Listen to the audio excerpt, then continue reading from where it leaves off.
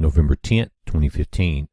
We're looking at the latest projections of where the object WT1190F will enter the atmosphere and impact the Earth just off the coast of Sri Lanka, off the southern coast of India.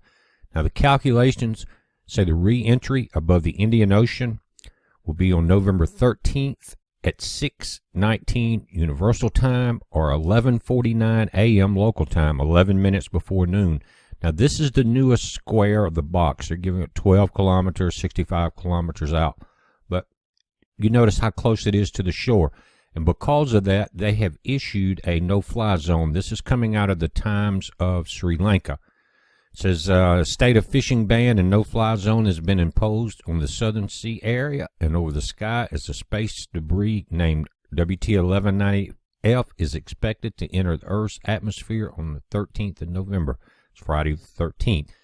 The space junk is expected to fall into the ocean about 65 kilometers to 100 kilometers off the southern coast of Sri Lanka. Now, you notice that box, though, has got it's close to the shore. And they're saying if it's space debris, they expect most of it to burn up.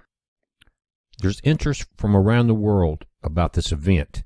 You're looking at the Gulfstar 450 that's been rented to the International Astronomical Center and the United Arab Emirates Space Agency in cooperation with SETI, the Clay Center Observatory, HEFDIG, and the University of Stuttgart, Germany. And I think this will be a high-altitude flight. Remember, there's a no-fly zone right in that area, so they would be up above the clouds watching it and trying to get images of it as it enters the atmosphere. But there's been a lot of activity lately that people have been concerned about. One was the supposedly Trident missile test off the coast of California. Remember, that came one day after they issued a no-fly zone there. And this was an image of it, again, coming in from California. They said it was a newer model Trident, and they have had to shoot down space debris before, guys. We're not sure about this, but it's very close to the same date. Again, we've got 3 days till impact of the event. They're saying that it may be visible at higher altitudes, but because it's going to be near noon there off Sri Lanka, that it will be hard to see. But unless you have a telescope, you may get a bright flash because it will light up. If it was nighttime, you would probably see this event. But again, all the scientists agree they do not know from what rocket or what mission this came from. It could be a lunar mission, a piece of space debris from one of those older missions, or from another nation's missions, because it goes out 1.7 times past the moon. You're looking at the last 3 orbits, guys. November 9th, today, it's outside the orbit of the moon. November 10th will be still, then the 11th, 12th, 13th right there. That's the last day before impact. But you can see the orbit compared to the normal orbits of space debris. They would be around the Earth. There's thousands and thousands of pieces from 2 inches up of debris that's being tracked.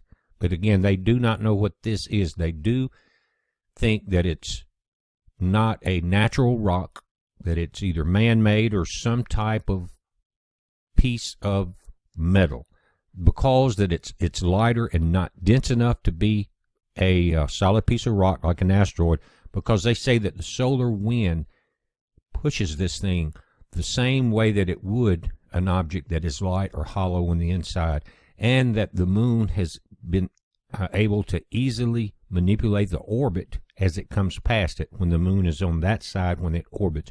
It comes around every 21 days. But they're just now finding it again after 2 years. It's a heads up. I had a lot of questions on the update. We'll be watching it. There's going to be one of the sites that supposedly will track it. They don't have a very good track record. We'll talk about that. It's a heads up. Be safe.